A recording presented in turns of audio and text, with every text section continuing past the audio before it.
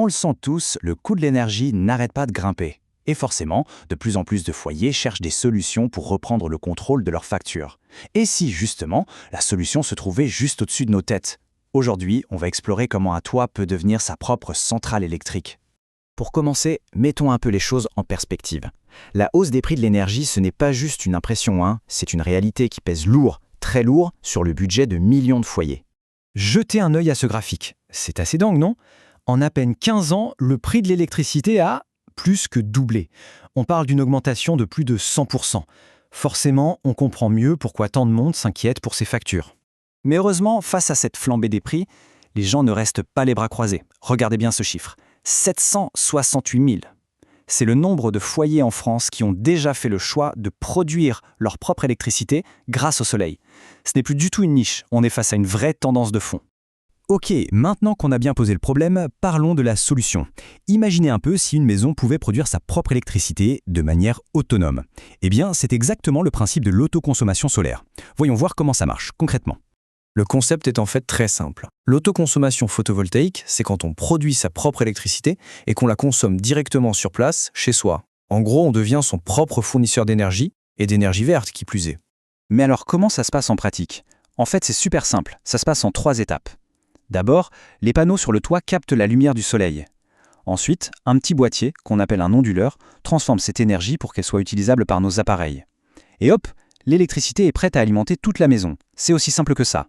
Bon, et la question que tout le monde se pose, évidemment, qu'est-ce qui se passe si on produit plus d'électricité que ce qu'on consomme? Eh bien, la bonne nouvelle, c'est que rien n'est perdu. Il y a 2 options. Soit on stocke ce surplus dans une batterie, pour l'utiliser plus tard, la nuit par exemple, soit on le revend directement au réseau électrique. C'est un système vraiment gagnant-gagnant. Ok, on a vu le comment ça marche, maintenant passons à ce qui nous intéresse tous, les avantages. Concrètement, qu'est-ce qu'on y gagne? Alors là, tenez-vous bien, on parle de 1 500 € d'économie potentielle par an sur la facture d'électricité. C'est quand même une somme qui peut vraiment faire la différence dans le budget à la fin du mois. 1 kWh, ça peut paraître un peu abstrait comme ça. Mais pour que ce soit plus parlant, regardez ce que ça représente au quotidien. Ça peut être un cycle de machine à laver, une journée complète d'alimentation pour un frigo, ou même de quoi faire 7 km en voiture électrique.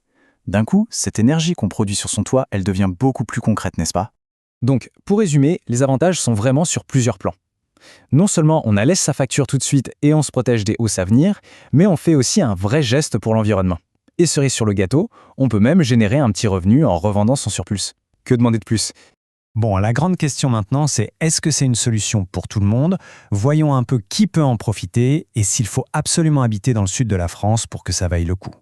Et là, attention, on va casser un mythe. Il y a cette idée reçue tenace que le solaire, c'est bon que pour le sud. Eh bien, pas du tout. Regardez, le département du Nord est l'une des régions les plus équipées de France, comme quoi le soleil brille vraiment pour tout le monde. Ce qu'il faut retenir, c'est simple. Si on est propriétaire d'une maison individuelle en France métropolitaine, cette solution est tout à fait envisageable. Et ce, peu importe la région. Et pour donner un coup de pouce et aider à franchir le pas, l'État a mis en place des aides financières.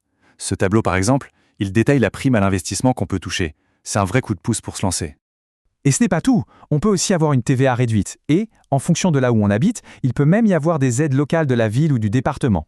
Ça vaut vraiment le coup de se renseigner. Mais au-delà de l'aspect purement financier, l'autoconsommation solaire, c'est aussi un vrai geste pour la planète. C'est une façon très concrète de participer, à son échelle, à la transition écologique. Une question qui revient souvent, c'est que deviennent les panneaux solaires en fin de vie? Eh bien, la réponse est plutôt rassurante. Ils sont recyclables à 94% et il y a des filières spécialisées qui s'en occupent, donc pas de souci de ce côté-là. Ce témoignage de Laura, qui a installé des panneaux en Gironde, résume parfaitement l'idée. Si tout le monde utilisait cette énergie qu'est le soleil quand il brille, ça ferait du bien à la planète. C'est une phrase toute simple, mais elle dit tout. Chaque installation, c'est un pas dans la bonne direction. Cette image, elle est parlante, non? Elle montre bien que chaque maison équipée de panneaux solaires devient une petite brique dans la construction d'un avenir plus durable. C'est vraiment l'addition de toutes ces initiatives individuelles qui construit petit à petit un futur énergétique plus propre pour tout le monde. On va se quitter sur cette question pour réfléchir. Et si, finalement, une maison pouvait s'alimenter toute seule?